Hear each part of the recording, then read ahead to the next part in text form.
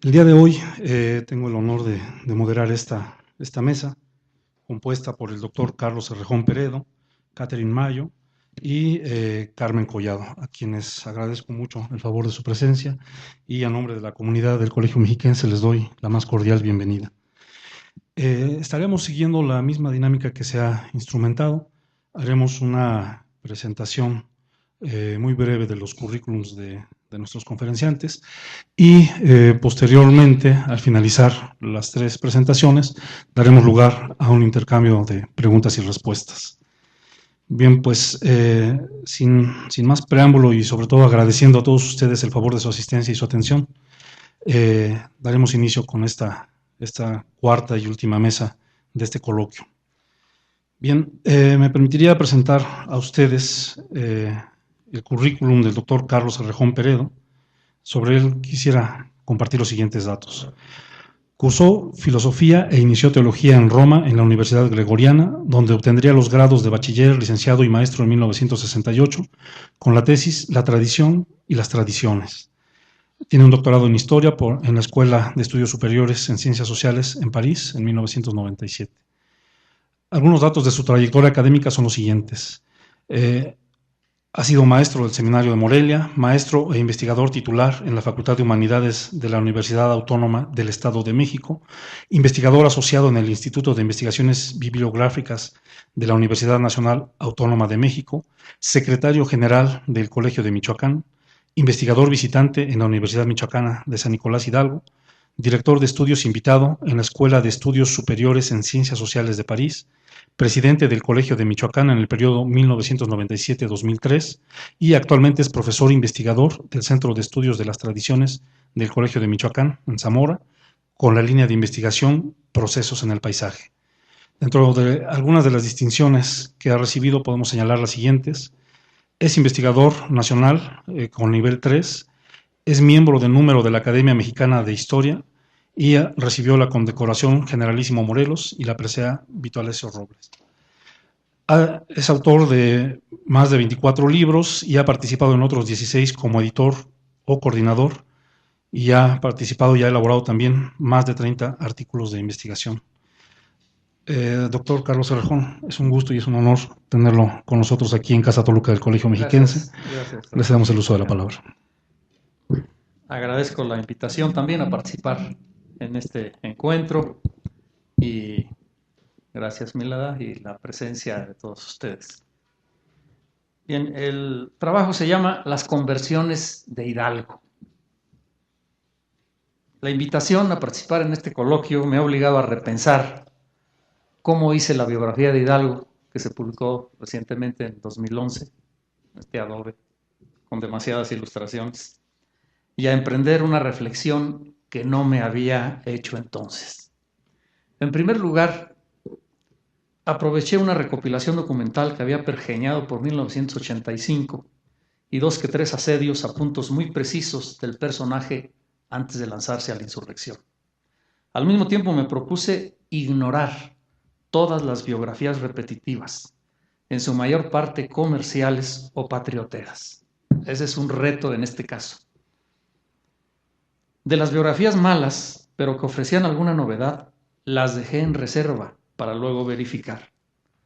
Las biografías originales y buenas, así como artículos o capítulos especializados, los puse entre paréntesis para volver a ellos en su momento. Tampoco me entretuve considerando modelos ni marcos teóricos.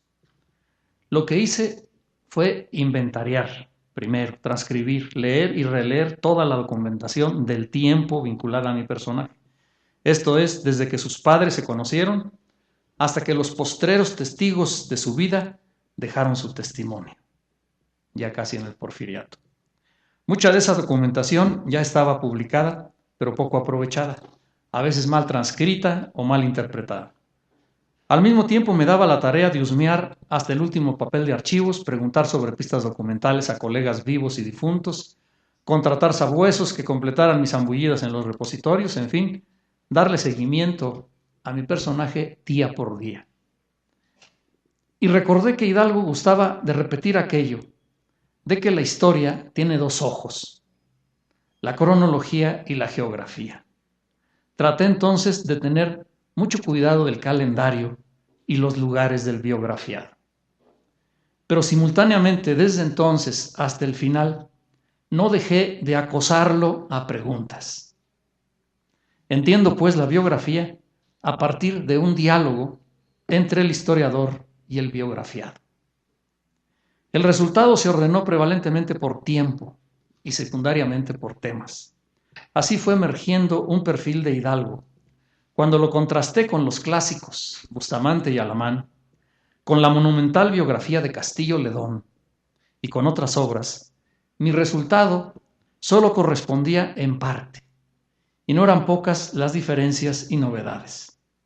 Pero tomé en cuenta de todos ellos aspectos que yo no había considerado, preguntas que no había formulado a mis fuentes, y desde luego puse atención a las contradicciones para corregirme o para refutar. El proceso de revisión repitió el ciclo varias veces. Es obvio que varias afirmaciones que hago en la biografía no se hallan expresamente en los documentos, pero se infieren de ellos con necesidad o probabilidad lógica. Sin embargo, traté de evitar los desarrollos meramente verosímiles, pues ya me ha ocurrido que por andar haciendo esto, luego, ante nueva información o mayor reflexión, he tenido que desmentirme a mí y a los que me han seguido. Uno de los problemas principales en la biografía de este personaje nacional consistió en rescatarlo de esa historia nacional que oscurece el drama de la persona. Es un contexto aplastante. Finalmente, debo confesar que en los diálogos con el cura Hidalgo y sus contemporáneos, no poco me ayudó mi vivencia de seminarista y ministerio. Hay tiempos largos en ciertas estructuras. Ahora me hago una reflexión que entonces no formulé ni apliqué explícitamente. Tengo para mí que la clave para entender y organizar una biografía es buscar las opciones fundamentales del biografiado. Gran parte de la vida es el desarrollo de esas opciones, que ofrecen a su vez diversos cauces. Por eso, sin cambiar la opción fundamental, hay decisiones importantes para elegir caminos que conduzcan a la meta. Pero cuando hay inflexiones graves y trascendentes, cuando se cambia la meta, cuando los caminos no son simplemente diferentes, sino contrarios a los antes transitados, entonces nos hallamos ante un cambio de opción fundamental, ante una conversión. Por otra parte, esos cambios y elecciones están radicados en el interior de la persona, por encima de las mudanzas de lugar y de otras circunstancias. Las condiciones objetivas inclinan o constriñen al personaje en ciertas direcciones, pero generalmente hay un margen para la construcción de la propia vida. Si la historia en general es un proceso temporal, la vida de una persona lo es de manera especial. Y a pesar de los hados, el hombre tiene parte y responsabilidad en la conducción de ese proceso. Las decisiones trascendentes son goznes del mismo. En este sentido, prefiero apreciar la biografía más como un drama que no tragedia ni comedia, aun cuando a veces ofrezca ribetes de estos géneros. La huella documental que deja la vida de una persona a menudo no revela directa y expresamente esas decisiones. Los diarios de autoconfidencias son excepcionales. Las cartas personales son oro para el biógrafo, pero no abundan en muchos personajes. Hay preciosos testimonios de quienes convivieron con él, pero tampoco se recogen a pala. A veces, como en el caso de Hidalgo, aparecen en procesos judiciales, género que requiere especial precaución hermenéutica. La mayor parte de la información sobre una persona suele ser de tipo institucional y administrativo. El reto para el historiador consiste en descubrir, a través de ella, razones y consecuencias, metas y condicionamientos de las decisiones. En la vida de Miguel Hidalgo es patente un largo desarrollo de su primera opción fundamental, desde que tenía 12 años de vida hasta los 40, cuando los alegres días en la villa de San Felipe. De ahí hasta 1801, año de conversión. Luego hasta 1808, en que se va gestando trascendente cambio que culmina con la opción por la violencia en 1810. De ahí a los largos meses de prisionero en que ocurre postrer cambio definitivo. Al cumplir los 12 de vida, Miguel Hidalgo ya era huérfano de madre desde los 9. Su padre Cristóbal, que había vuelto a casar, y unos tíos clérigos plantearon la posibilidad de que tanto él como su hermano mayor Joaquín dejaran la hacienda de Corralejo y fueran a estudiar a Valladolid. Todo indica que Miguel lo asumió plenamente. Sin embargo, nunca renegaría de sus orígenes campiranos y volvería a ellos con frecuencia. De tal modo, la primera opción fundamental de Hidalgo consistió en la aceptación de orientar su vida al estudio y a una carrera profesional. A partir de tal aceptación, la vida de Miguel discurrió durante años por los 3 ciclos del Colegio de San Nicolás, latín, filosofía y teología, para desempeñarse durante otros como profesor en todas las cátedras, primero en calidad de interino y luego en propiedad, así como para ir ocupando todos los cargos de primer nivel, secretario, tesorero, vicerrector y rector de la institución. En total, 26 años pasados en el colegio. Tenía 38 cuando dejó Valladolid. De tal suerte tenemos aquí el desarrollo normal de una opción fundamental signada por la adquisición de conocimientos.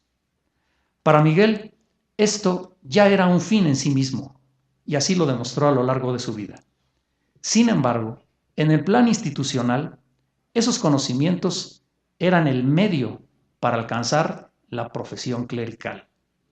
Miguel lo aceptó, mas al parecer en sentido inverso.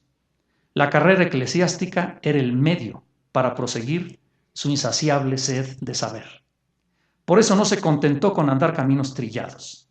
Había asimilado textos y métodos acostumbrados en filosofía y en teología, pero al término de la carrera se lanzó al estudio de un método que conducía a parcelas casi ignoradas por sus propios maestros y los tratados de rutina. La teología positiva, aquella que, dando poco lugar a las especulaciones, se dedica más a un estudio crítico de las fuentes del cristianismo desde la filología y la historia. Era una corriente que se fue extendiendo en toda la cristiandad. Su recepción en Nueva España tuvo en Hidalgo uno de sus pioneros. No sabemos los conductos exactos por los que recibió la inquietud. Como haya sido, tomó la decisión de quienes se dejan seducir por senderos que ofrecen otras preguntas y respuestas y brindan el placer de descubrir esos nuevos horizontes. Con esas herramientas, el novel maestro de teología provocó una profunda reforma que lo marcó para toda la vida. Sería el mejor teólogo del obispado de Michoacán.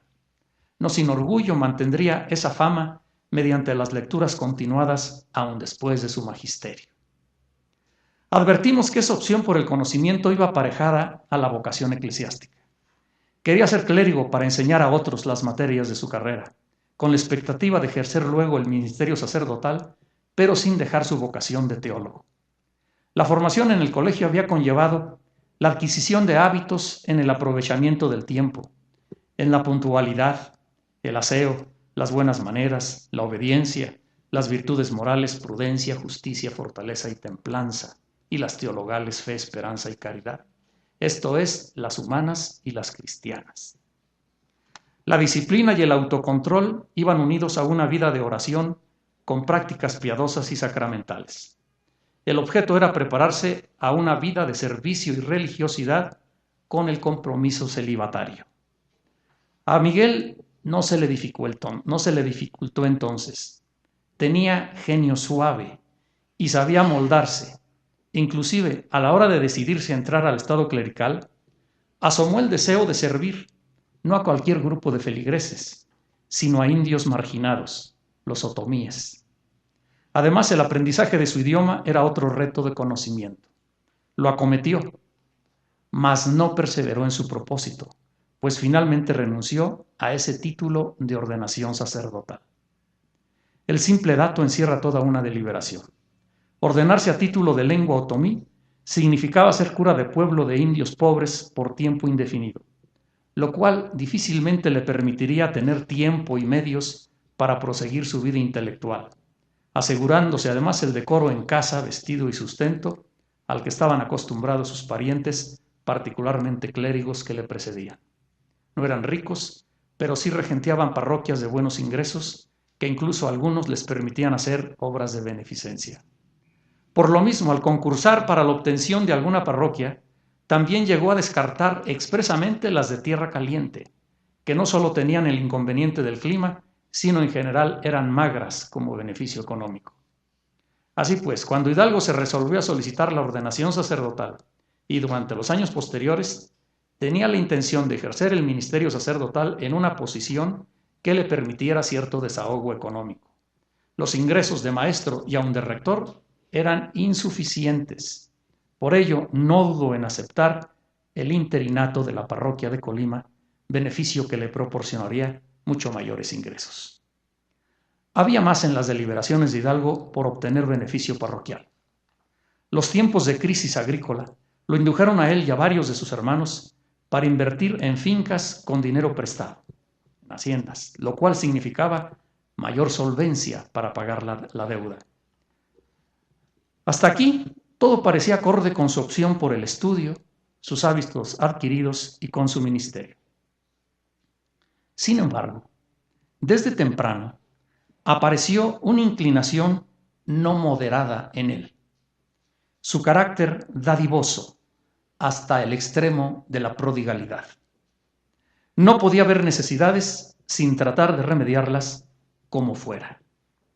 Había estudiantes y colegas sacerdotes pobretones. Sus hermanos menores requerían apoyos económicos. En las parroquias hallaría multitud de menesterosos. A todos les brindó ayuda, a menudo en dinero contante y sonante. El problema afloró cuando, siendo ya párroco, fue adquiriendo más deudas, dejó de pagar algunas, así como impuestos a la corona y a la iglesia, y sin embargo, no abandonó su carácter pródigo. De tal suerte, antes de solventar sus deudas, disponía de sus propios emolumentos y aun de otros institucionales. Además, una pasión lo tenía cautivado, la música. Aprendió a tocar bien el violín y le encantaban las orquestas. Tal vez el gusto le venía desde niño. El tiempo libre de alumno y maestro en Valladolid no solo era para el violín, sino también para relacionarse con músicos, estudiantes de música y aficionados. Entre estos había personajes del más alto nivel, como la familia del intendente Riaño y el canónigo Abad Queipo. En su conversación con estos pasó de la lectura de teólogos franceses a la de dramaturgos de la misma nación, en cuya lengua se fue iniciando. Fue entonces también cuando trató a una linda joven, Guadalupe Santos Villa, con quien platicaba de música y teatro. Tal vez se enamoraron, pero no hubo mayor cosa, y al final Hidalgo marchó a Colima y ella de monja a Puebla. Aún pesaba la inercia de la disciplina y hábitos piadosos adquiridos en el colegio. Aparte, estaba el control inmediato de su hermano, de su obispo, de otros parientes y autoridades. Por lo mismo, también se retrajo de una afición, el juego de azar que estando en Valladolid había practicado por un tiempo.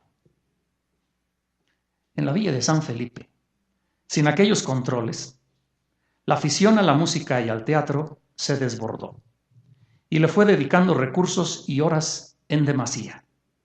No abandonó algunos pendientes parroquiales, pero cada vez delegaba más funciones. Tampoco dejó la lectura de sus teólogos, pero ahora se superponía la curiosidad y el deleite por la historia profana. Las relaciones sociales se multiplicaron al ritmo de gastos y deudas. La casa, la mesa y una orquesta del cura estaban para solaz de toda clase de gentes. Con funciones de teatro y el baile culminaban los frecuentes convivios. Sin mayor disciplina ni vida de oración, el compromiso celibatario se desmoronó, dejando lugar al amorío con Josefa Quintana, de quien tuvo 2 hijas. Al mismo tiempo, padecía desmanes y artimañas de subdelegados arrogantes, así como el incremento de controles de su situación eclesial por parte de la corona. También era testigo de la miseria de no pocos feligreses, cosa que no había conocido en Valladolid. Consiguientemente se quejaba, maldecía al gobierno, señalando que el monárquico no era el mejor y que se vivía en la superstición, engañados por los que mandan. Pero no hacía mayor cosa que compensar a algunos cuantos, invitándolos a su vida alegre. Miguel Hidalgo había trastocado sus opciones. Ahora destacaba el bien vivir en la disipación. Para completar, en la Pascua de 1800, luego de poner en ridículo a dos mercedarios en discusión teológica histórica, fue denunciado por estos a la Inquisición. Este secreto a voces y la resonancia de aquella música llegaron hasta la mitra vallisoletana, especialmente a su hermano Joaquín, ejemplo de fiel y caritativo pastor. Y no digamos también al obispo que lo había promovido y a otros parientes. No tenemos documentos explícitos de la reacción, pero sin duda fueron acres reprimendas que conmovieron profundamente a Miguel, al grado que a partir de octubre de 1800 tomó la decisión de reorientar su vida. Ordenó que de sus ingresos solo le dejaran para el plato. El resto a pagar deudas. Mandó a los músicos consiguieran otro mecenas o fueran a ganarse la vida de forma distinta.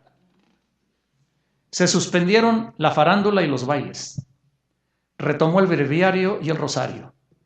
Dejó el trato con la Josefa, sin dejarla desamparada.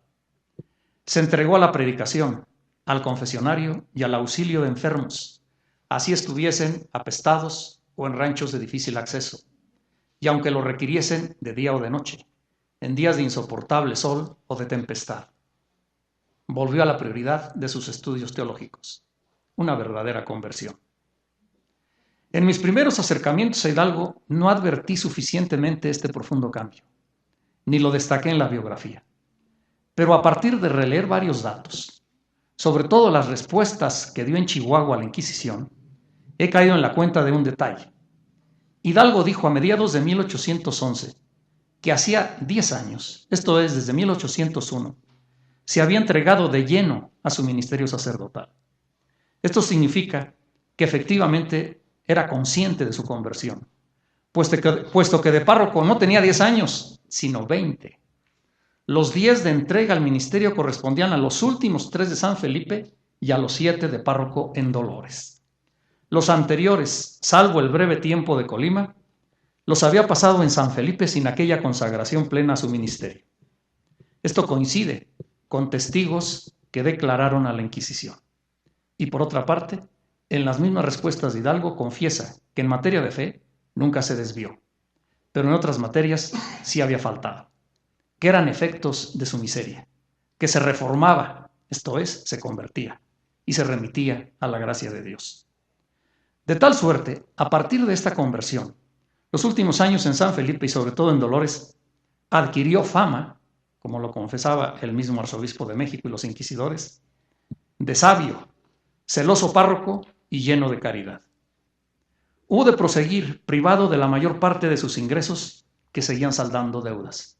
Una de las principales fue haberse convertido en aval de un insolvente. La iniciativa de las artesanías sin duda ayudó a su feligresía menesterosa, pero también a él. Por otra parte, luego de su conversión fueron ocurriendo los fallecimientos de seres muy queridos. Un tío suyo canónigo, Vicente Gallaga, el obispo Antonio de San Miguel, y sus hermanos Joaquín y Manuel, el menor. Y aunque la Inquisición había declarado que no había pruebas para seguir el proceso, quedó como denunciado, de manera que no pocos se alejaron de él. La soledad fue compensada con moderado retorno a la música, más en adagio que no en alegro, y con nuevas amistades, como los Allende y los corregidores de Querétaro. Ponderó entonces con más elementos la opresión de parte de peninsulares, las desigualdades de estos respecto a los nacidos acá, de tal modo que se le fue acrecentando el antiguo resentimiento, así como el deseo de independencia. El parteaguas para muchos, y muy especialmente para él, fue el golpe de la oligarquía que destituyó a Iturrigaray. Siguió en el ministerio, pero se fue albergando en su corazón un odio mortal. Confieso que no he podido detectar la causal adecuada de ese odio tan grande que estremecería a otros insurgentes incluso. Debió padecer en carne propia o de sus familiares algún agravio singularmente grave. Yo había imaginado que tal agravio fue la demencia de su hermano Manuel y su muerte, como efectos del acoso de la consolidación de vales reales. Sin embargo, partía yo de un falso supuesto, que las haciendas grabadas eran de Manuel, cuando en realidad ya eran de Miguel desde años atrás, según nueva documentación que encontré. Sigo pues con la interrogante, sobre todo tratándose de alguien que sabía perfectamente la malicia del odio hasta extremos criminales. Sea lo que fuere, Miguel simpatizaba con la conspiración que planeaba Allende y estaba dispuesto a colaborar, pero no en primera línea, como quería el capitán. Se resistió hasta agosto de 1810. Una vez resuelto, su opción fue tan profunda que en el momento crucial se mostró más firme que Allende y Aldama, que pensaban huir. La decisión que había tomado era la más radical en su vida. Dejaba el estudio, abandonaba el ministerio y se lanzaba a la vorágine de la revolución, en que a la par de abolir la esclavitud, proclamar otros derechos y despertar a toda Nueva España, se dejaba arrastrar de la hispanofobia sanguinaria, inclusive sobre civiles que no tenían mayor culpa. Una vez que cesó la gritería y enmudecieron los cañones, en los penosos días del peregrinar encadenado a Chihuahua y en los largos de su calabozo, meditó en todo el decurso de su vida. Volvió a rezar, tarareó algunas de sus melodías favoritas, retomó a sus teólogos en las brillantes respuestas que dio a la Inquisición, siguió considerando que la independencia era conveniente, pero se arrepintió de todos sus pecados, especialmente de los excesos de la revolución, los decretos sanguinarios sobre civiles inocentes. Recordó a sus parientes, a sus obispos, a sus maestros, colegas y alumnos, a sus feligreses, en especial a los músicos, a los difuntos y a los vivos, particularmente a una hija que le sobrevivía, la otra había muerto. Así se confesó sacramentalmente varias veces y con esa conversión definitiva marchó sereno al patíbulo. Gracias.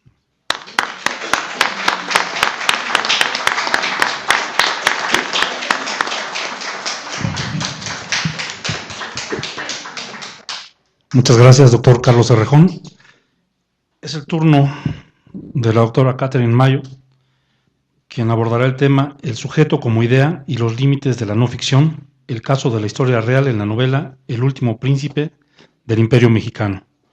Algunos datos curriculares que quisiera compartir con ustedes son los siguientes.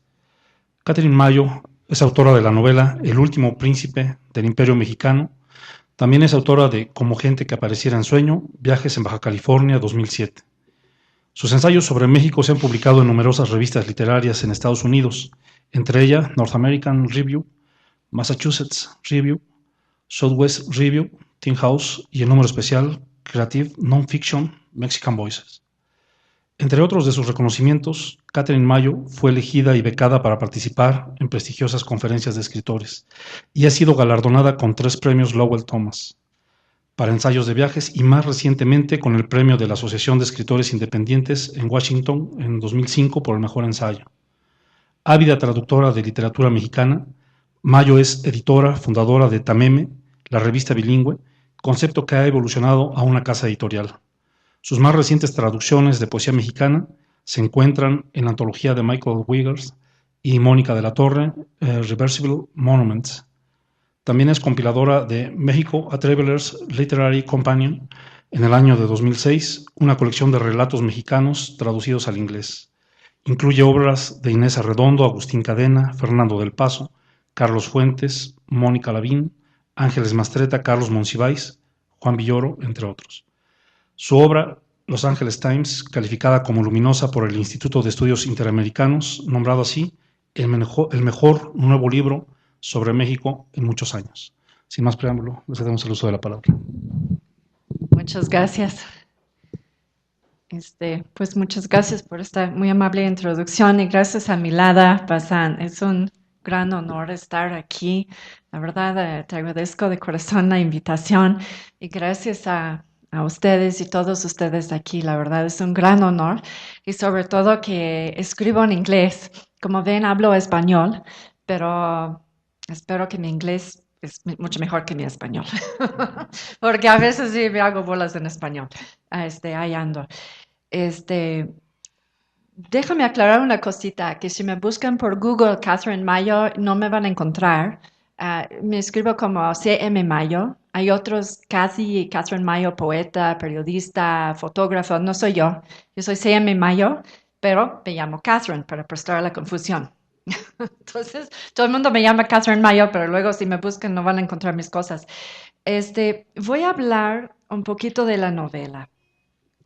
Empezando con un dicho Zuni, que no hay verdades, solo relatos. Aunque me encanta investigar, y esta novela histórica de cual les voy a hablar, El último príncipe del Imperio Mexicano, está basado en unos 7 años de investigación original, en un sinfín de archivos, desde México, por supuesto, hasta Viena, varios en Estados Unidos, Texas, California, muchos en Washington y hasta Nueva York. Pues me encanta investigar, esto lo comparto mucho con todos ustedes y yo creo que mi casa llega un poquito como la casa de la doctora Spencer con sus cosas de Toledano, como comentó, ¿no? Así es mi casa, inundada de papeles y archivos y un sinfín de organización. No, pero saben que lo necesito a mi lado para leer algo. Que regrese. Ahorita se lo paso con mucho gusto. No, gracias. Bueno, los muestro desde lejitos. Es el último príncipe del Imperio Mexicano. Aquí es el principito, es él. Este niñito que se ve como, ahorita después de leer las secciones les paso el ejemplar. La foto se encuentra en el archivo en el castillo de Chapultepec y en todas mis investigaciones solamente se había publicado esa foto en un lugar, en un libro sobre fotografía durante el imperio, medio escondidito en la página no sé qué. Desde entonces, desde salió mi novela con la foto en la portada, ya se encuentra en Wikipedia y todo lo que sea, ¿no? Pero hasta que yo lo publiqué, el único lugar fue ese libro de fotografía, o sea, fue bastante escondidito la historia del príncipe, por varias razones. Pero déjame rapidito darles como en cáscara de nuez la historia. Es la historia del nieto de Agustín de Iturbide, cuyo papá era Ángel de Iturbide, un diplomático, y una señora norteamericana que se llamaba Alice Green, y se conocieron en Washington, se casaron, llegaron a México más o menos a finales de 1950, antes de la llegada de los franceses. Entonces estaban en México cuando llegó Maximiliano. Y Maximiliano, por no tener hijos, pues quedó con un problema, porque en una monarquía no tener un presunto heredero es un peligro del Estado. O sea, no es un problema familiar, es un peligro del Estado. Pone realmente en riesgo toda la operación. Pues podemos hablar 6 horas sobre ese asunto de por qué no tenían hijos y bla, bla, bla, bla, bla, el chisme por aquí, el chisme por acá. Pero el hecho es que Carlota hizo la invitación a la familia de entregar el hijo. El contrato lo firmó Maximiliano y la familia de los Iturbides no lo firmó Carlota. Entonces, cuando hablamos de la adopción del nieto de Agustín de Iturbide y Green, a la casa de Maximiliano, yo utilizo comillas, adopción, no es adopción como lo conocemos hoy en día. O sea, un huérfano llega a una familia y lo tratan como hijo. Era más bien una cosa simbólica. Maximiliano, según el contrato, era su tutor, su protector, no su padre. Y la cotutora no era Carlota, era la tía madrina Josefa de Iturbide. Entonces fue un arreglo un poquito extraño. Y también puedo hablar 6 horas sobre eso, pero en breve, en un par de frases. La historia como está contado en la literatura existente está mal. No lo menciona o lo tiene con errores básicos, como diciendo que el niño era más grande o los papás eran muertos, un sinfín de cosas de confusión. Yo creo que el problema es que los que contaron la historia no tenían la información, lo repitieran, lo que oyeran mal y no tenían fuentes originales y tampoco era un tema políticamente atinado tanto para los monarquistas como para los antimonarquistas, porque a los monarquistas el asunto les dio vergüenza, porque subraya el hecho de que Maximiliano y Carlota no podían producir un hijo, que era vergüenza, pero segundo, que después de entregar el niño, la mamá, Alice Green de Iturbide, armó un escándalo verdaderamente internacional a muy altos niveles, que fue otro tópico de gran vergüenza para Maximiliano y Carlota. Y luego, después de la derrota de la monarquía, no fue un tema para profundizarse, o sea, algunos lo romantizaron en películas y novelas románticas y ese tipo de cosas, pero realmente no había tanto investigación original y además casi toda la documentación relevante se encuentra fuera de México, en archivos de la familia Iturbide que se encuentran en Washington, del emperador Iturbide y de la familia Iturbide está en Washington, también del archivo de Agustín de Iturbide y Green, el principito. Él murió en Washington en 1925. Su archivo está en la Universidad Católica en Washington y también hay algunos documentos en Viena. Pero yo creo que por eso no se conoció muy bien. Entonces yo metí muchos años en investigar y la gran pregunta entonces es, ¿por qué una novela? O sea, ¿por qué lo escribí como novela habiendo hecho tanta investigación original? Pues para explicar un poquito a dónde voy con esa idea, lo que quisiera hacer es leer una breve escena de la novela. Yo lo escribí en inglés. Está traducido al español por Agustín Cadena, el poeta y escritor mexicano. Yo soy traductora de Agustín Cadena al inglés. Entonces, nos conocemos, trabajamos bien, compartimos muchas filosofías. Entonces, cuando coloqué el libro con Grijalbo aquí en México, yo les dije, yo no les dejo traducirlo. Yo voy a encargarme de ver que está bien hecho. Porque muchas veces con esas cosas, cuando se publican en inglés, lo mandan a X editorial en Madrid y quién sabe quién lo traduce. Entonces, imagínense el horror de que lo traduce alguien en Brooklyn que es uruguayo, imagínense, ¿no? Horrible. Entonces, yo quería que se traduce a un buen español mexicano. Entonces, pues Agustín Cadena lo tradujo. Eso es una escena del principio de la novela en Washington, en más o menos 1850 y tantos, en la Casa Blanca. Y Alice, que luego se convierte a ser Alicia, es la mamá de va a ser la mamá de ese niño, es cuando es una joven. ¿Cómo voy de tiempo? O sea, 15 minutos, ok. Así que Alice asistió a la levée de la Casa Blanca, de verde esmeralda, con el collar de perlas de su abuela en el cuello de cisne y una camelia en su pelo. Junto con sus hermanas y su madre, se integró a la multitud que fue serpenteando del foyer al salón de recepciones. Saludaron al presidente, y a Mrs. Pierce, y luego pasaron al salón oriental. Parecía que todo el mundo, excepto negros y vagabundos declarados, estaba allí. Junto a la ventana, tête a tête, se hallaban los senadores Jefferson y Slidell. Un señor con un sombrero cual tapón que parecía duende y su anticuada esposa admiraban los candelabros. Y allí estaban su excelencia el barón de Baldisco, Mrs. Taylor y Mrs. Riggs y Mrs. Lee con su hija, que llevaba un vestido de una tela de lo más suave y una guirnalda de rosas blancas en botón.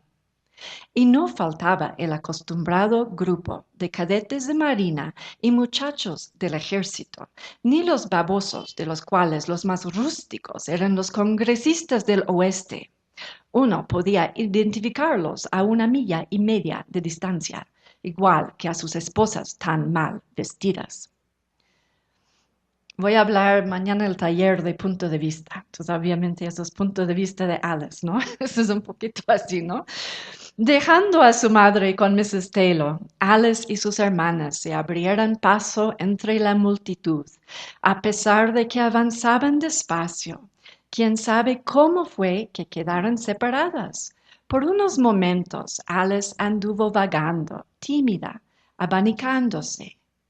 En el salón verde, el aire la saludó con una frescura que ya traía el aroma de la lejana primavera, ya que lo habían adornado con un verdadero bosque de palmeras y helechos y impresionantes ramos de flores de invernadero. Camuflajeados en esa selva se hallaban allí 2 caballeros, très distingués, a quienes Alice había tomado por jóvenes empleados del Senado. Estaban charlando y chismeando. Más allá, sentadas en una sofá verde y oro, se hallaban sus esposas. Nadie le puso la menor atención, ni siquiera el mesero, que chocó con ella, haciendo que soltara su abanico. Ninguno de los caballeros se ofreció a recogerlo. Ella tuvo que hacerlo sola, lo cual no fue cualquier cosa, encajonada como estaba con tantas crinolinas. Mientras pasaba entre gente de un salón a otro, empezó a sentirse enfadada. Sí, que lo estaba. ¿Por qué tenía ella que andar como fantasma frente a todos esos don nadie? No merecía ni una mirada de Miss Alice Green de Rosedale. Tomó una copa de ponche de la primera charola que pasó flotando cerca, le dio un trago y, como le pareció que estaba muy ácido, la vació en una maceta de helechos. Acaba de decidir que se saldría a esperar afuera, en el carruaje, a que terminara esa desagradable fiesta cuando, cerca de la puerta, la detuvo a medio camino una excrescencia de attar de rosas. El origen le era familiar. Se trataba de una conocida, una nueva alegada a su parroquia, Madame Almonte, esposa del todavía ignoto embajador de México. Al parecer, la pobre mujer tampoco había encontrado a nadie con quien platicar. ¿Se le habría pasado nada más mirando por la ventana? En cuanto vio a Alice, su rostro cansado y envejecido quedó libre de la ansiedad que le causaba su máscara. Miss Green, exclamó con su atroz acento, en el que no obstante reverberaba la autoridad de directora de escuela. Déjame presentarla.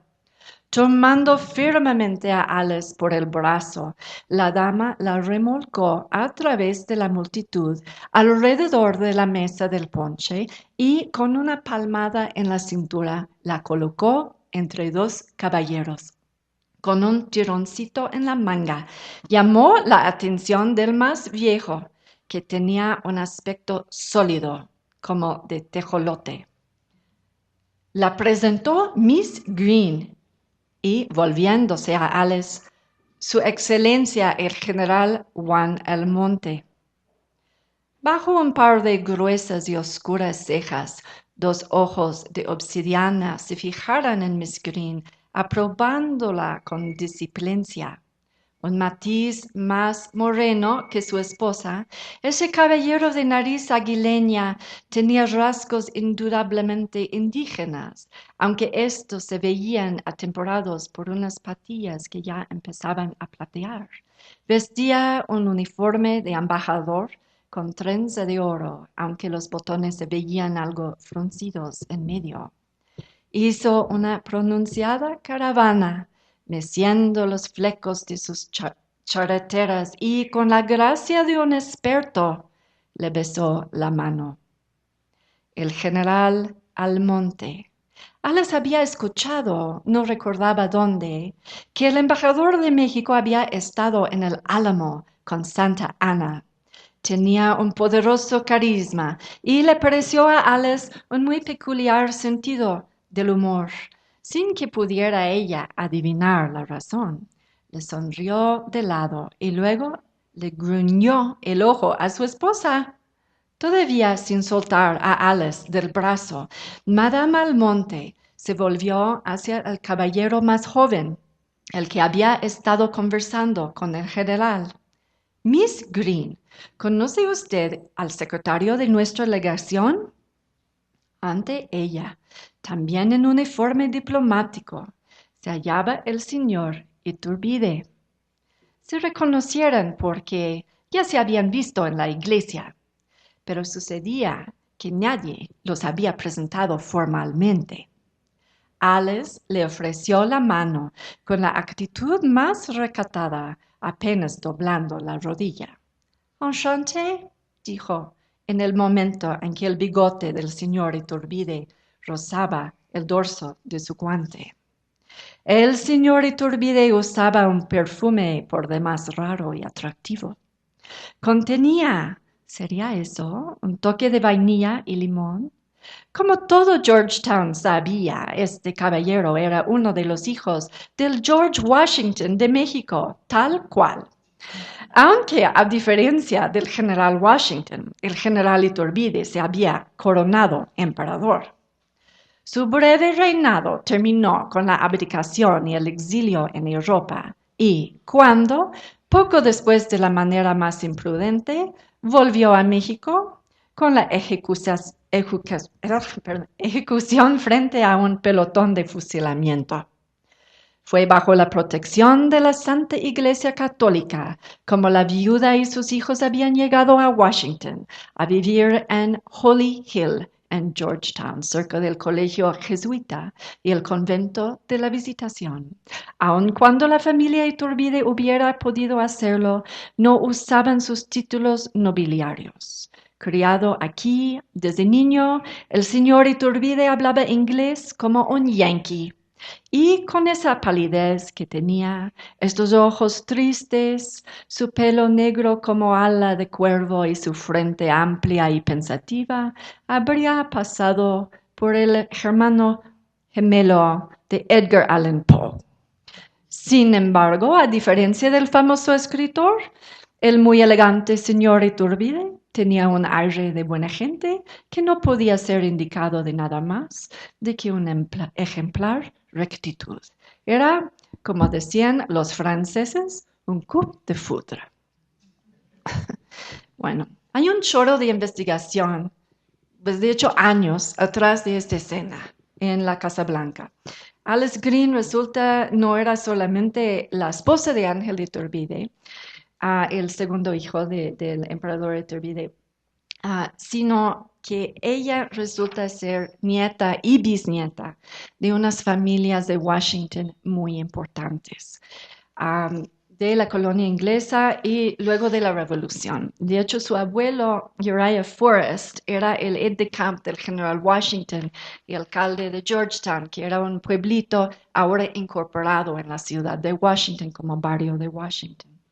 Y es fundador de Rosedale, que era la primera casa señorial, o el término en inglés es country estate, la traducción más o menos como hacienda, pero es como más de residencia, digamos, aunque es granja, en la ciudad de Washington, que todavía existe.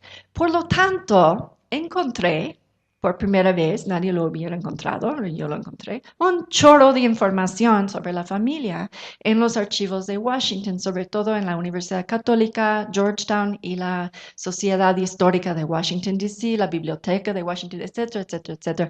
Hay un sinfín de archivos sobre esta familia y esta casa y estas personas. Entonces,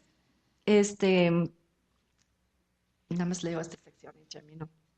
Entonces, sí está basada en mucha investigación original y también leyendo sobre la sociedad de Washington en los años 1850, o sea, antebellum Washington, antes de la guerra civil. Entonces me metí a leer un chorro sobre eso y precisamente estos levées, el término francés, estos bailes en la Casa Blanca. Entonces, podemos decir que el estilo, el ambiente, el protocolo de este tipo de evento sí está basado en la investigación original, tiene el mayor grado de autenticidad posible, pero no obstante, no tengo la menor idea cómo Alice y Ángel se conocieron. No tengo la menor idea. Sé que estaban allá juntos, sé que se casaron en Washington, encontré los documentos de la ciudad. Sé que los dos asistieron a la misma iglesia, Trinity and Georgetown, pero no tengo la menor idea. Entonces, no era posible construir algo sin recurrir a la ficción. Ya me están cortando el tiempo, entonces voy a terminar. Me encanta hablar de la novela y leer de la novela, puedo hablar 10 horas, pero para mí la novela es algo para contar una verdad emocional, que no se puede entender por qué ella se casó con Ángel y vino a México, y por qué ellos, siendo perfectamente bien de salud, entregaron su hijo a Maximiliano.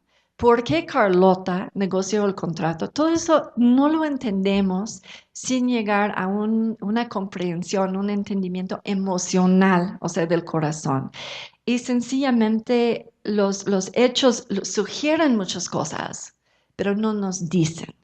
Y la novela nos da la libertad de entrar con la imaginación a estar en los zapatos, digamos, de otro ser humano. Y eso es lo que hace la novela. Entra en varios puntos de vista, tratando de imaginar, pues, ¿qué pensó Carlota? Y no así como la figura histórica, medio fría, medio estereotipo, medio arrogante, sino pues Carlota era pues una persona sin madre, sin padre, su padre murió durante el imperio, muy sola, en una posición muy vulnerable por estar lejos de su país, sin el apoyo de su familia, sin hijos, etc. O sea, imaginando el punto de vista de alguien en esta posición nos permite entender muchas cosas. Y eso lo hice para cada personaje. Entonces, en fin, para mí una novela, como dijo Susan Sontag, es una educación del corazón. Yo creo que esta historia es algo que pues ofrezco la investigación en un epílogo por los que tienen interés en la bibliografía y los hechos y la investigación, pero para mí no tiene chiste si no entramos a la cuestión del corazón, de por quiénes eran estas personas como seres humanos, para que los podemos no aprobar necesariamente, pero entender. Eso fue la meta. Muchas gracias.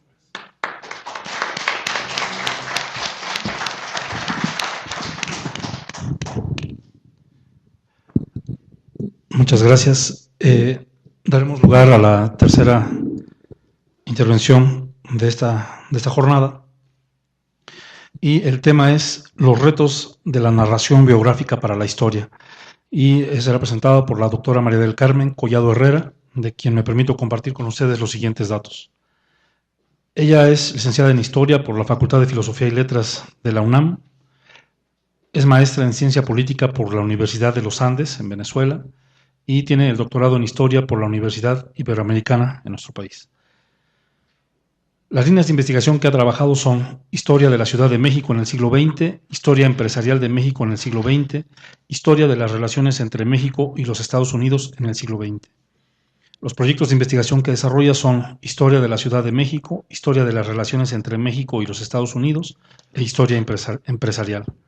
Algunas de las distinciones que podemos mencionar son las siguientes. Es profesora, investigadora titular C, adscrita al área de Historia y Estudios Urbanos y Regionales, y es miembro del Sistema Nacional de Investigadores con el nivel 2.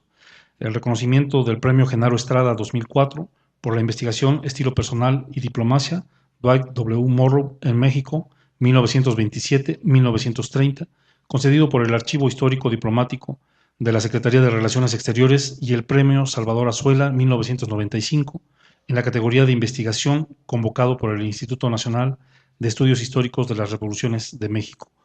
Algunas de sus publicaciones más recientes son Reencuentro y Revolución en las relaciones entre México y los Estados Unidos, 1927-1930.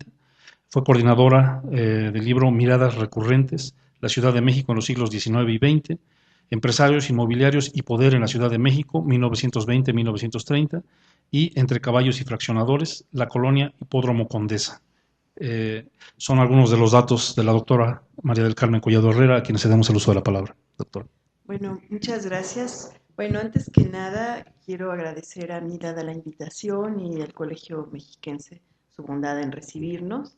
Y bueno, pues para mí es un honor y todo un reto estar entre todos ustedes, y realmente lo que les voy a leer pues es una experiencia mía personal de cómo llegué a la biografía. Así es de que más que propuestas cerradas, pues se trata de preguntas abiertas que quisiera responder. Bueno, fui formada como historiadora entre los resquicios de la historia marxista, los segundos anales y la historia social inglesa, es decir, en la concepción de que la historia aborda los grandes procesos de transformación, los grandes movimientos, en los que los actores centrales son colectivos. Las herramientas a usar eran el telescopio y, una vez encontrado el proceso a estudiar, ir cambiando la lente hasta llegar a la lupa para acercarnos a los entretelones, a los detalles. La gran aspiración era contribuir a las explicaciones universales, al hallazgo de regularidades, y privaba la idea de que la historia, más que una disciplina humanística, era una ciencia social que, afinando sus métodos, procurando la objetividad, podría dar con las grandes explicaciones sobre los procesos del pasado y acercarse mucho a la verdad. En este ambiente intelectual, si se optaba por un estudio de caso, debía justificarse su validez en términos de su capacidad de explicación para conjuntos mayores, de su universalidad. La moda era estudiar a la clase obrera o a los movimientos campesinos o las guerras y revoluciones. Si alguien proponía realizar una biografía, era visto como un despistado, como un historiador con rasgos de anticuario, expulsado de una especie de máquina del tiempo, que deseaba hacer historia al estilo del siglo XVIII o XIX, o peor aún, como un aspirante historiador que no era capaz de distinguir entre la literatura y la historia, así con mayúscula.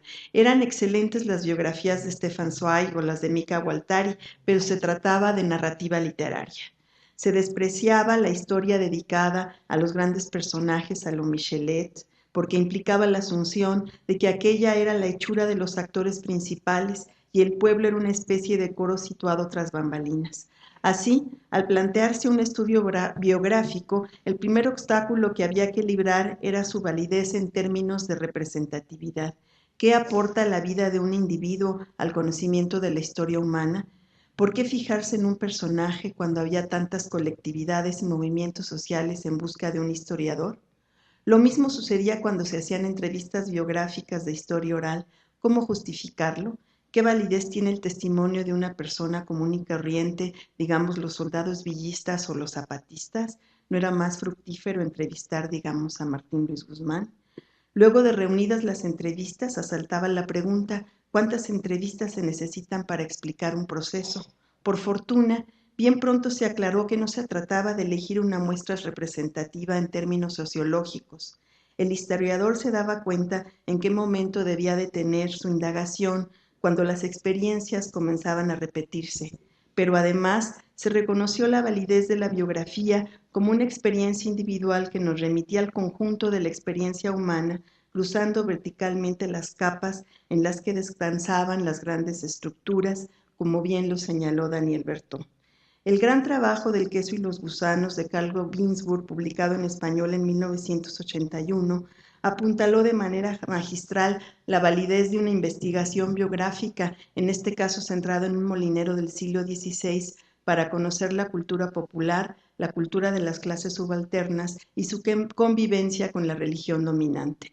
La microhistoria italiana, con su énfasis en la historia cultural, abrió nuevas posibilidades historiográficas fincadas en evidencias consistentes.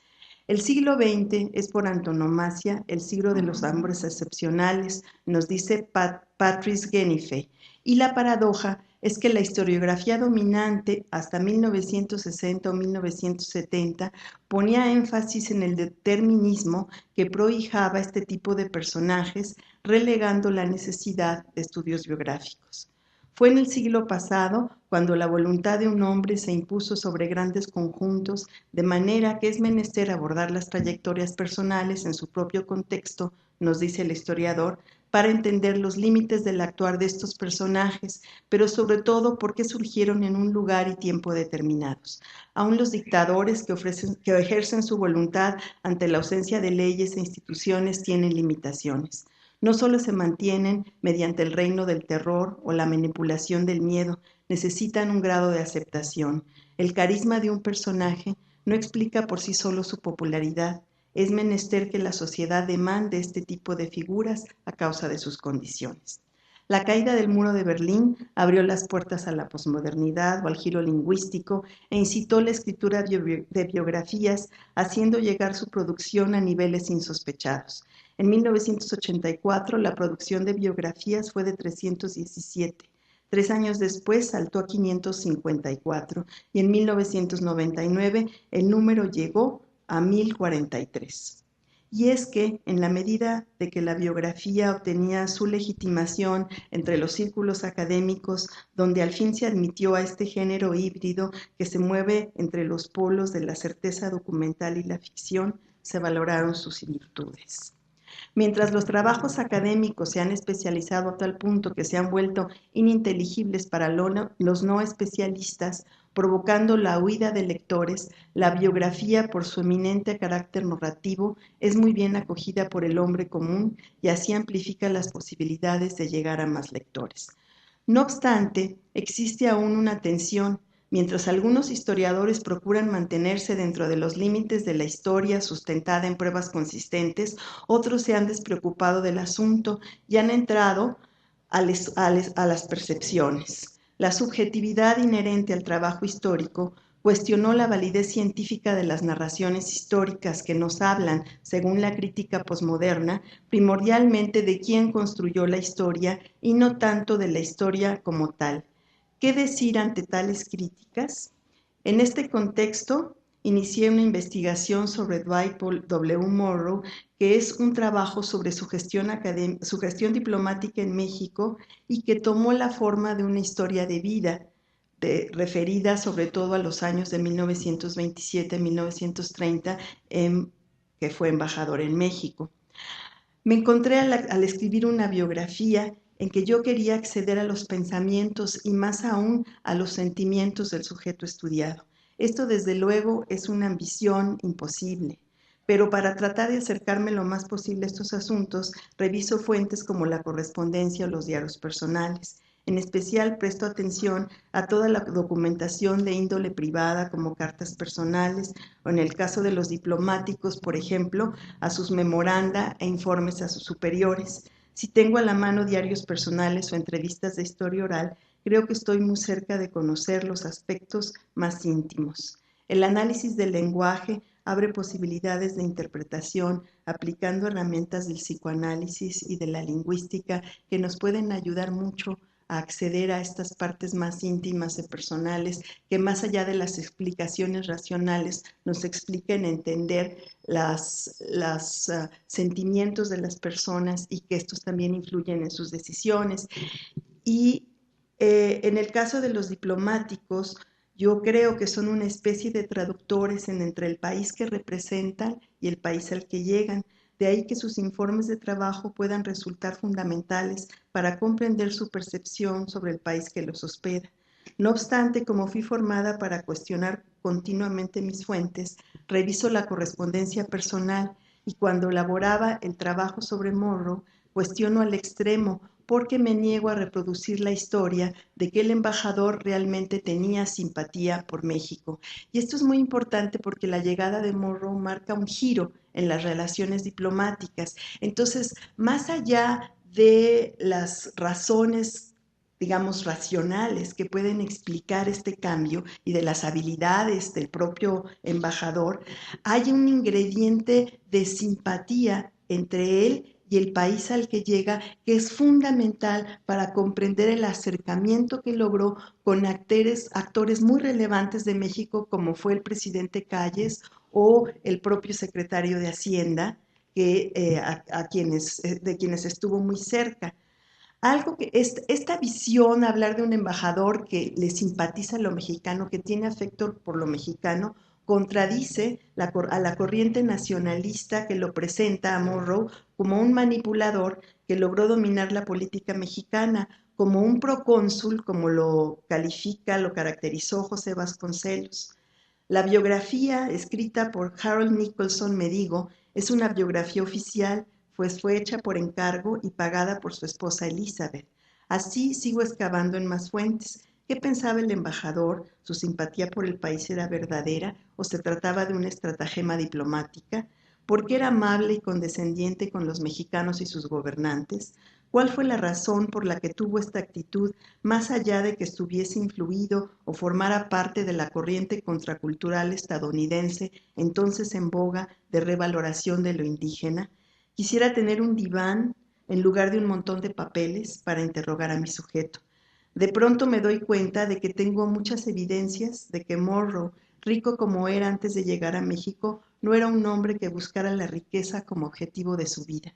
Lo que quería era el reconocimiento y tener un puesto público. Veía la riqueza como un medio y le producía culpa haberse convertido en un rico inversionista por su educación calvinista. Como contó la señora Monroe a Nicholson, el biógrafo, una vez tuvo un sueño del que despertó angustiado porque se había convertido en un hombre muy acaudalado. Entonces creo que encuentro la clave de en su biografía. Durante su infancia y su juventud, Monroe fue pobre, estudió con préstamos dando clases a sus condiscípulos y llevando una vida de privaciones. Había sido un niño enfermizo y esto, aunado a su baja estatura, aparentemente influyeron para que fuera rechazado de la Academia Militar de West Point, donde quiso ingresar siguiendo los pasos de su hermano mayor para hacerse de una profesión que su familia no podía costear. Pero Monroe no solo había sido pobre, sino que en Estados Unidos de esa época, el país que él conocía, se existía todavía mucha pobreza. De manera que encuentro yo la clave de esta simpatía en estas experiencias personales que creo posiblemente expliquen su capacidad para identificarse con México y sus necesidades. En cuanto a su mujer Elizabeth, quien compartió con su esposo la vida de Monroe, me llevó a la vida de Elizabeth, ¿no? Que es algo en lo que estoy trabajando ahora, que compartió con su esposo el aprecio por lo mexicano, especialmente por los muralistas de la Escuela Mexicana de Pintura y por las artesanías. ¿Cómo explicar que una mujer de la élite neoyorquina aceptara dejar esta vida por la esposa de un embajador en un país pobre, atrasado y, según los estereotipos hollywoodenses, plagada de bandoleros y desorden? Cuando di con su diario sobre su experiencia en México, publicado en inglés en 1953, me dije, ahora sí voy a saber qué pensaba realmente. Me encontré con un diario en el que se apreciaba la simpatía por lo mexicano, salvo contados casos que denotan cierto sentimiento de superioridad.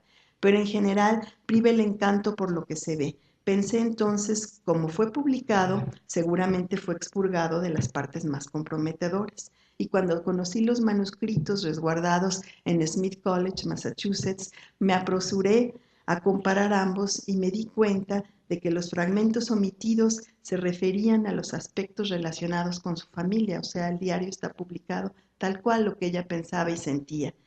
Creo que si yo escribiera ficción, no hubiera buscado la prueba documental con tanto denuedo. aunque la experiencia de Catherine nos habla de otra situación. Me hubiera quedado con las evidencias e indirectas, e incluso podía haber escrito que Dwight pensó: cómo me recuerda el atraso y la pobreza de este país, la situación que yo viví cuando era niño. Y en el caso de Elizabeth, hubiera aceptado que su aprecio por lo mexicano era genuino a partir de su sensibilidad y sus aficiones literarias. Así, mientras que quien escribe ficción puede desarrollar con mayor libertad los sentimientos de sus personajes, respetando la coherencia, el historiador dice tal vez: cuando escribí la biografía de Sara Pérez de Madero, esposa de Francisco y Madero, junto con la historiadora Laura Pérez Rosales, me encontré con lagunas sobre su vida al inicio y al final, después de que asesinan a su esposo. Para el periodo inicial, Laura Pérez Rosales, como no podía reconstruir su infancia, entonces utiliza las historias que hay para hablar de las mujeres de esa región y de cómo vivían, para explicar cómo fue posible que transcurriera su infancia. Y para el periodo posterior al asesinato de su esposo, encontré las cartas que se escribió con su cuñada, Carolina Villarreal de Madero, en el Archivo Histórico Diplomático Genaro Estrada. Y entonces eso me sirvió mucho para conocer sus sentimientos, la parte más íntima de esta mujer que se sentía muy triste, muy desolada porque no había podido tener hijos, y a la que luego le asesinaron a su esposo de una manera terrible, y que tuvo que huir de México, y que entonces se refugió en la religión de una manera muy importante, le ayudó a sobrellevar su duelo. Y entonces yo hubiera querido preguntarle a Sara Pérez de Madero cómo veía ella el espiritismo de Madero, porque ella lo respetó e incluso participó en algunas de las sesiones, pero mantuvo su religión, y fue cuando quedó viuda, me parece, cuando posiblemente ella volvió a esta gran religiosidad católica en la cual fue estudiada. Y aquí, bueno, las cartas entre los dos esposos que están publicadas demuestran que se tenían un gran afecto y una gran ternura, la manera como se dirigían uno al otro. Y Hayden White dice en un trabajo que la manera como se narra una historia es elección del historiador, que elige si es un drama, si es una tragedia, si es una comedia. Pero yo creo que la historia de los personajes nos dicen cómo narrarlo. Y resulta que Laura, trabajando por su lado y yo por el mío, porque fue una biografía hecha por encargo que realizamos en un tiempo récord, cuando nos encontrábamos a discutir cómo íbamos, decíamos: es que estoy escribiendo una tragedia. Sí, parece esto de Shakespeare. Entonces, yo creo que la vida de nuestros biografiados nos van dando la línea de cómo escribir los textos y de qué género utilizar. Entonces, me encuentro yo que ante las ausencias, los historiadores tal vez demarcamos los silencios de nuestra investigación, la falta de fuentes en espera de que surjan nuevas, y tal vez los escritores en estos aspectos puedan echar mano de la ficción para llenar los huecos, ateniéndose desde luego a las reglas de la coherencia interna del relato y del personaje. En este sentido, a mí me parece un caso insólito la biografía de Plutarco Elías Calles de Ignacio Solares, titulada El Maximato, en donde él cita que encontró una carta en donde José María Tapia invita a Calles a una reunión espírita, y a partir de ahí él desarrolla las participaciones en el espiritismo de Calles. Y resulta que dice que él trabajó en el archivo, y después lo desmiente la directora del archivo, Calles Torreblanca, dice: no es cierto, no estuvo, y la carta no existe. Entonces, yo digo, bueno, siendo un creador, ¿por qué inventó los documentos en los que se basa si no tenía ninguna necesidad? Entonces, a mí me parece que es muy útil, y esto tal vez difiera mucho a algunos de los que han presentado su postura, que se mantenga clara la separación entre la ficción y la historia, y no caer en una subjetividad desatada en lo que algunos historiadores, entusiasmados por las posibilidades, han caído, relegando el peso de la evidencia a un segundo plano. No funcionan de la misma manera la imaginación histórica que la imaginación literaria. La primera estará anclada en evidencias existentes, en tanto que la segunda no depende más que de la plausibilidad. En este sentido, me parece pertinente hablarles de una de las estrategias narrativas adoptadas por el historiador David Lawrenson en su libro El flagelo de la misión, Marco de la tumba en Indostán, publicado por el Colegio de México en 2010. Se trata de una biografía de un fraile capuchino en el noreste de la India en el siglo XVIII, en el que el autor narra en primera persona la mayor parte de los capítulos que refieren la vida de este monje en Indostán. En lugar de la acostumbrada tercera persona, utilizada en la mayor parte de los relatos históricos contemporáneos, utiliza la primera persona para que sea el propio personaje quien narre sus experiencias. Nos dice el autor que esta opción está inspirada en la práctica de algunos de los maestros de la ars histórica del siglo XVI de intercalar en sus historias discursos imaginarios dichos por los personajes respetando el decoro, es decir, cuidando que fueran plausibles. Inspirado en esta licencia, nos presenta la vida de este capuchino por su propia voz. En las notas de pie de página nos hace las aclaraciones pertinentes y en las notas al final del texto cita con detalle las fuentes en las que se fundamentan cada uno de los párrafos. Lawrenson se aclara en su introducción puntualmente todos estos aspectos, subrayando el hecho de que se basa en los ensayos de Marco de la tumba y las cartas que escribieron él y algunos otros miembros de la misión, y añadiendo pasajes escritos por él mismo, por el autor, a partir de la información de fuentes fidedignas. Este libro, nos dice, es una biografía y autobiografía, no es una novela histórica. Entonces me parece que este recurso literario puede ser muy útil para hacer nuestros trabajos y para presentarle al lector la cercanía emotiva de ellos. Bueno, me parece que este trabajo se ciñe muy bien a lo que señala Carlo Ginzburg en el prólogo de su libro El hilo y las huellas, lo verdadero y lo falso, lo ficticio, respecto a las intenciones de esta colección de ensayos propios en investigación histórica. Y entonces lo que dice Ginzburg es lo siguiente, y con esto termino: contra la tendencia del escepticismo posmoderno a difuminar la frontera entre narraciones de ficción y narraciones históricas en nombre del elemento constructivo que las pone en pie de igualdad, propongo considerar el vínculo entre unas y otras como una disputa por la representación de la realidad. Pero antes que una guerra de trincheras, planteaba la hipótesis de un conflicto hecho de desafíos, préstamos recíprocos, hibridaciones. Si las cosas se presentaban en estos términos, no se podía combatir el neoescepticismo mediante la repetición de viejas certidumbres. Hacía falta aprender del enemigo para pelear con él de manera más eficaz. Muchas gracias.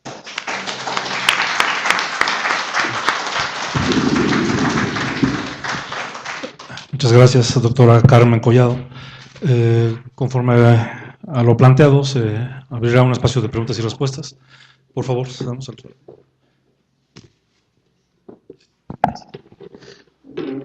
Buenas tardes. Esta pregunta es específica para el doctor Errejón Peredo.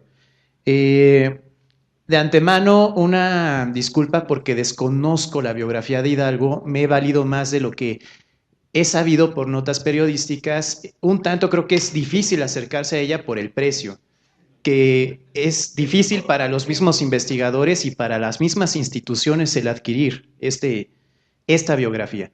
Ahora, si estamos hablando de las conversiones de Hidalgo, creo que en una vista superficial, el punto álgido donde vemos un Hidalgo antes, un Hidalgo después, es el grito de Dolores. Sin embargo, en esta ponencia, usted precisamente menciona una etapa previa y un posterior, pero ¿qué pasa con ese grito de Dolores? Usted hace, incluso lo leí en los artículos, un marcaje personal, revisa muchos acervos que no se habían explorado bien o a fondo, pero este grito de Dolores en otros autores queda tal cual como ese desarrollo posible. ¿Usted encontró una fuente para saber qué realmente gritó Hidalgo?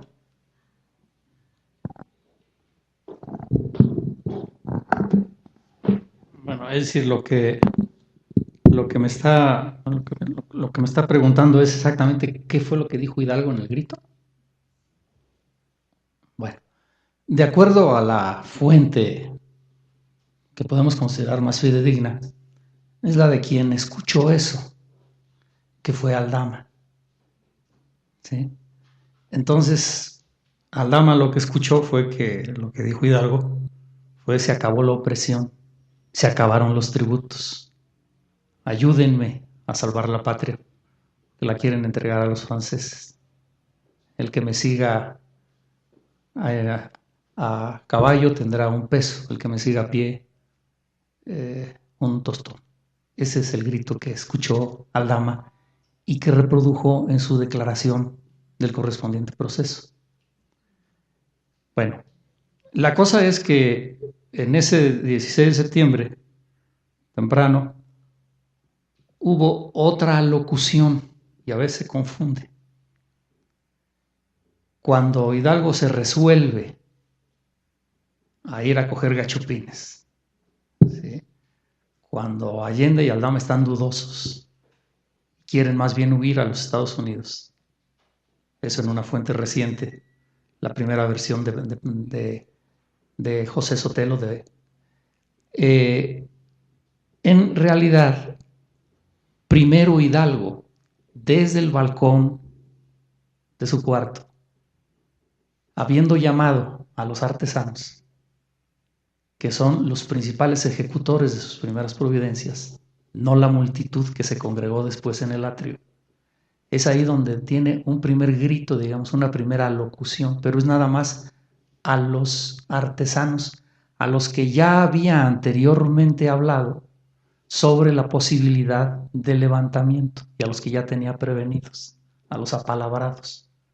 Entonces, en esa primera alocución, según la narra Sotelo, que fue el sobreviviente que murió ya muy tardíamente, y que consiguientemente hay motivos para desconfiar exactamente de la exactitud de su declaración, porque ya se trata de los tiempos en que Hidalgo es glorificado como el padre de la patria. De todas maneras, no podemos desconfiar totalmente de su dicho, porque fue testigo presencial. Y es entonces donde parece que dice: viva la independencia. No viva Fernando VII, desde luego, ni tampoco en lo que escuchó Aldama vino el viva Fernando VII. No. Eso del viva Fernando VII es muy posterior. Es decir, muy posterior al día 16 de septiembre. Ya sale en algunos documentos de 1810 y de 1811, pero son en el siguiente tenor. En algunas de las banderas que traían los insurgentes había efectivamente el viva Fernando VII. Inclusive muchos de los insurgentes estaban por el fernandismo, eso es indudable. El punto crítico está justamente en ver que la conspiración de Dolores no había madurado y que no se habían puesto de acuerdo ni en los fines ni en los medios totalmente. Entonces, Allende sí era fernandista. Allende sí quería, como los de 1808, una junta que gobernara en nombre de Fernando VII, etc. ¿no? Pero Hidalgo quería la independencia absoluta. ¿Verdad? De esto tenemos muchos testimonios a lo largo de la ruta. Ya en Valladolid se quejan varios canónigos con Allende de que Hidalgo no nombra a Fernando VII. Y desde antes, en Guanajuato, cuando reúne Hidalgo a los principales de Guanajuato para reorganizar el gobierno, dice: pues fulano para intendente, para regidor, para tal. Todos se resisten. Y el cura de Guanajuato, antiguo amigo de Hidalgo, Lavarrieta, él sí le dice: es que consideramos incompatible el formar parte de tu gobierno, que busca la independencia, con el juramento de fidelidad a Fernando VII. Entonces Hidalgo dice: ¿Fernando VII qué? Dice: no existe. Es un ente de razón, que dentro de la terminología escolástica es algo meramente ideal. ¿Sí? Y no me lo vuelvan a mentar. Eso dijo Hidalgo desde Guanajuato. En Valladolid viene eso. Y luego, cuando está en Guadalajara y lo reciben de manera muy fastuosa y demás, le ponen detrás de su dosel el retrato de Fernando VII. Dice, quítenlo. Y en todos los bandos y demás, si los vemos, no se menciona a Fernando VII. El bando de la esclavitud, el el otro, no se menciona a Fernando VII. ¿No?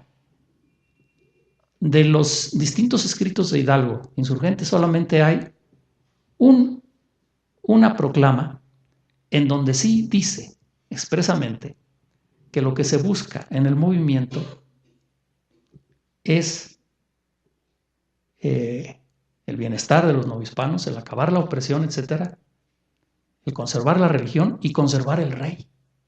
Lo dice. ¿Sí?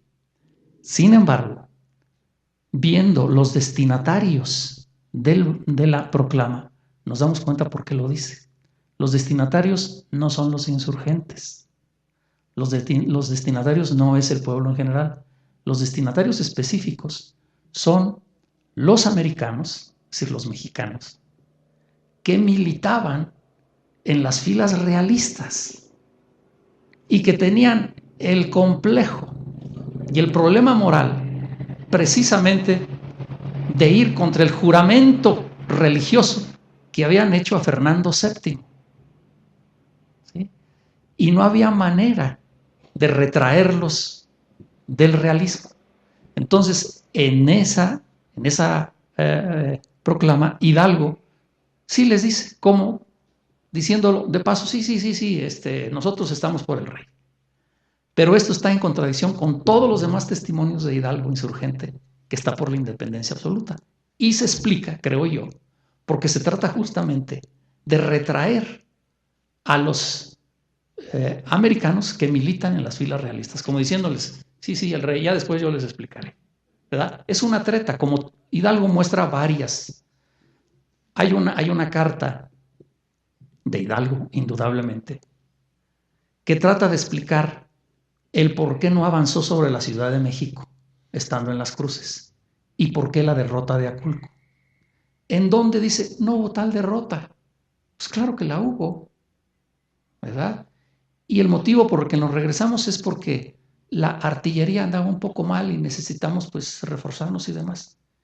Y data esa carta en Celaya, cuando en realidad, siguiéndolo Hidalgo punto por es imposible que estuviera en Celaya por los días que transcurren entre Aculco y Valladolid. Es totalmente imposible esa ruta de Hidalgo. Entonces Hidalgo fecha la carta en Celaya precisamente para dar a entender que sigue vivo el movimiento, que lo de las cruces, que fue interpretado como derrota para él por haberse retirado de la oportunidad, y la derrota de Aculco, no solamente las minimiza, las niega prácticamente contra la evidencia histórica, pero es una treta de él. Entonces, así como esta treta, también está esta otra, que es el único documento del Hidalgo insurgente en que habla a favor del rey. Entonces, el conjunto de todo esto lo puede ver en un artículo que salió en la revista 2010, que se llama Versiones del Grito de Dolores y algo más, en donde analizo, ahorita nada más me estoy refiriendo a 2 que 3, pero analizo todas las versiones del Grito de Dolores que se dieron a lo largo del siglo XIX, y donde finalmente lo que saco como conclusión es lo que le acabo de decir, que lo que es más fidedigno es lo que consignó Aldama, que hubo también otra locución previa al grito famoso en el atrio, y esta previa fue nada más a sus artesanos, a los que ya estaban comprometidos, y en donde posiblemente pudo haber dicho viva la independencia, como quiere José Sotelo, que es el que lo dice. Y hubo incluso una tercera locución a media mañana, pero que también tiene que ver a veces con las siguientes versiones que se fueron haciendo. Esa locución fue nada más a los principales de Dolores, entre ellos a Basolo, que es el que la consigna, en donde les dice, bueno, como ustedes ven, este movimiento tiene por objeto salvaguardar la religión, evitar que caiga en manos de los franceses el país, etc. Ahí les encargo el pueblo, voy a venir pronto, etc. ¿Verdad? Eso es lo que dice en la tercera locución media mañana, en donde estaba Basolo. Entonces, en realidad son 3 las alocuciones.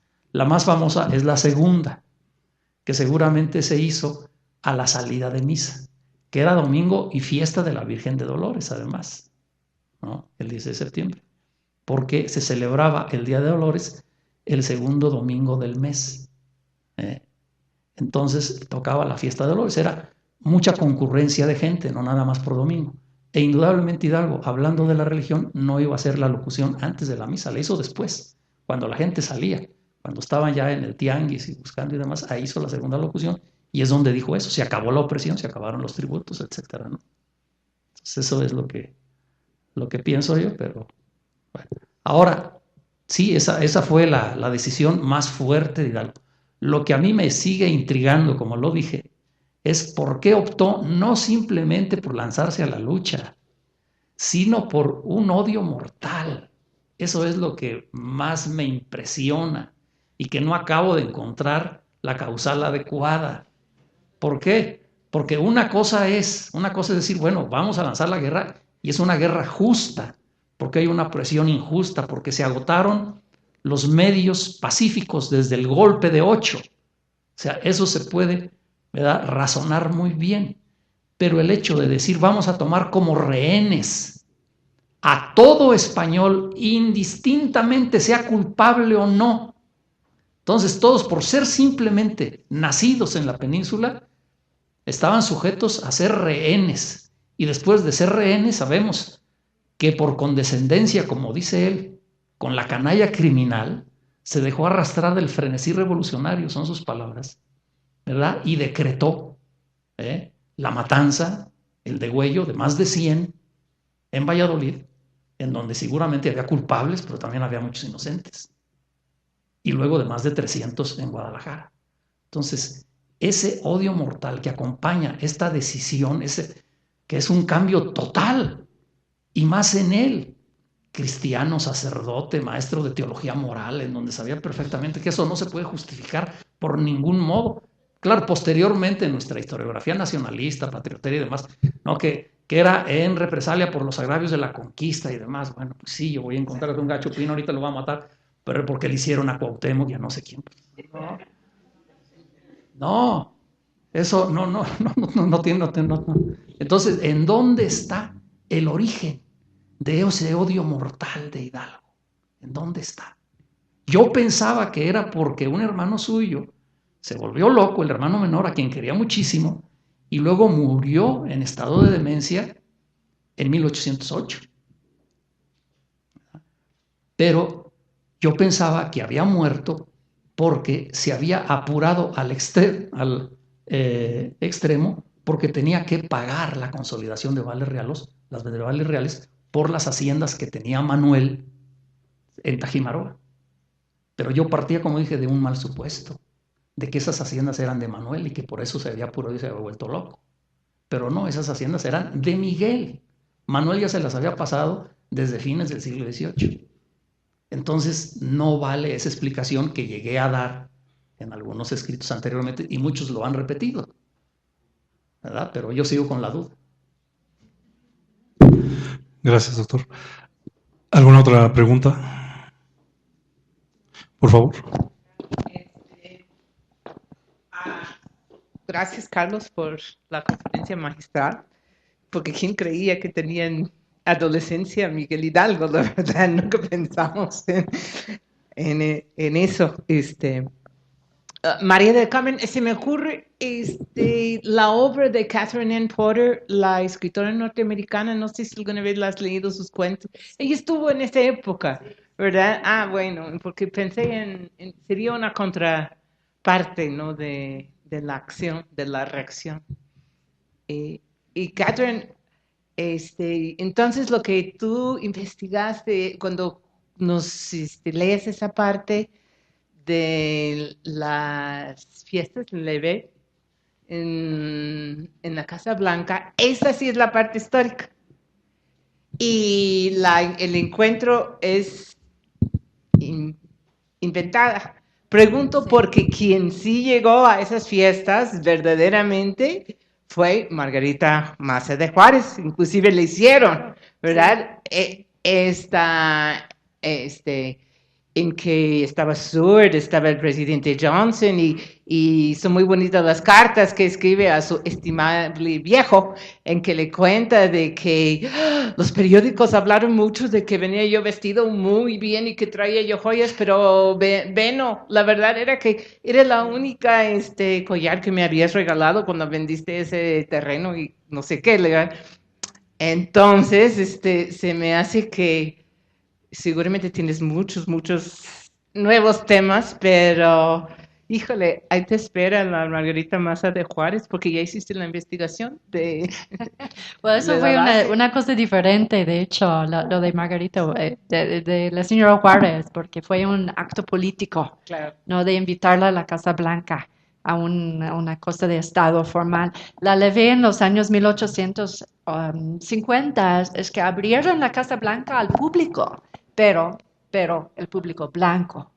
O sea, era una sociedad sumamente enfocado en el color del piel, ¿no? Entonces los negros no entraban y eso me pareció muy interesante, el estatus de Juan Almonte, porque no era negro, pero no era blanco. Entonces como la sociedad alta de Washington se consternó bastante, no sabían qué hacer con él y pues por eso lo escribí desde el punto de vista de Alice Green, con ese punto de vista muy criticona, muy snob, ¿no?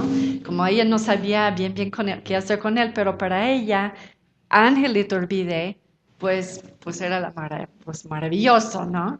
Pero resulta, y eso sí es un hecho, está en los récords, el huésped, el invitado de honor en la boda, claro, fue el embajador Almonte, porque fue el jefe del novio, ¿no?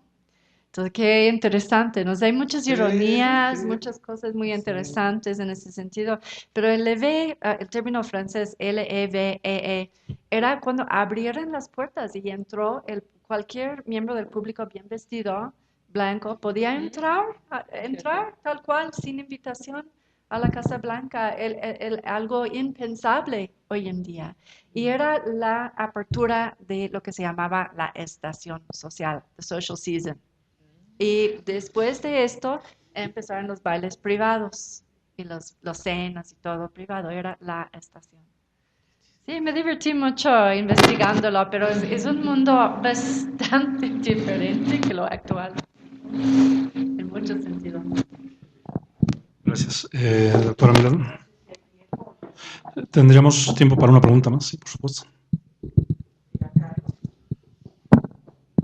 Bueno, según entendí en tu ponencia, sabes muchísimo de Hidalgo y lo has reescrito y reescrito a lo largo de muchos años hasta llegar a esta obra cumbre de muchas páginas.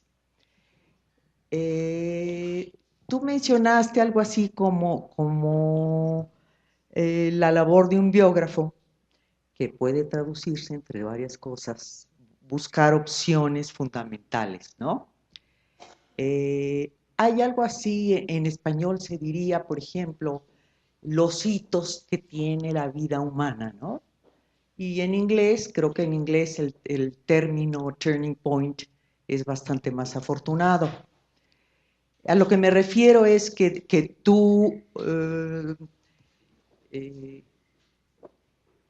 tu elección sería, por ejemplo, para futuros biógrafos que traten de encontrar estos hitos en las vidas humanas, como tú encontraste, por ejemplo, este reencauzamiento de Hidalgo a una vida, a su vida anterior, después de esa vida así como disipada que tuvo algunos años, como tratar de buscar estos cortes. Bueno, en el libro vienen esos cortes, pero no me los planteé como los he planteado ahora. Es decir, gracias a tu invitación, reflexioné sobre lo que hice. Y entonces hasta ahora di con mi marco teórico. Sí, porque si no, pues hubiera hecho no sé qué otra cosa. Pero justamente viendo esto, bueno, ¿qué es lo que arma la vida de un personaje, o concretamente de mi personaje?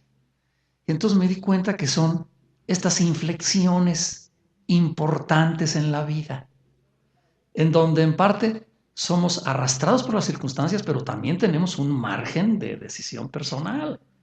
Por eso yo le llamo las opciones fundamentales.